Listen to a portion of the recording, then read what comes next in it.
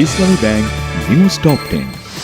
নতুন করে বৃষ্টি না হওয়ায় কমতে শুরু করেছে চট্টগ্রাম, খাগড়াছড়ি সহ কয়েকটি জেলার পানি। অব্যাহত রয়েছে সেনাবাহিনীর উদ্ধার অভিযান ও ত্রাণ সহায়তা।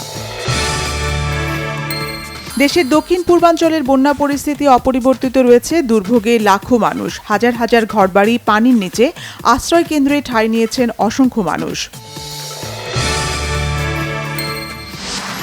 ইউরোপ ও আমেরিকার বাজারে রফতানিতে কিছু সুবিধা নিতে পারলে পাল্টে যাবে তৈরি পোশাক খাতের চেহারা। উদ্যোগ নিতে প্রধান উপদেষ্টা ডক্টর মোহাম্মদ ইউনূসের প্রতি ব্যবসায়ীদের অনুরোধ। আস্থার সংকট দূর এবং পুলিশ সদস্যদের মনোবল ফেরাতে নগরবাসীর সহযোগিতা চেয়েছেন Dhaka metropolitan police DMP commissioner Mainul Hasan. সাবেক প্রধানমন্ত্রী শেখ হাসিনার বিরুদ্ধে রাজধানীর যাত্রাবাড়ি থানায় আরও একটি হত্যা মামলা। আসামি করা হয়েছে জয় ও পুতুল সহ 493 জনকে।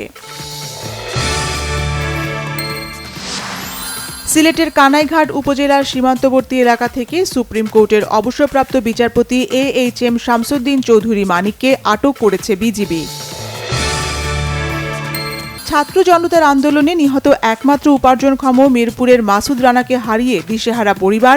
এখনও হাসপাতালে কাতরাচ্ছে আহসানিয়া মিশন কলেজের একাদশ শ্রেণীর ছাত্র ফাহিম হাসান।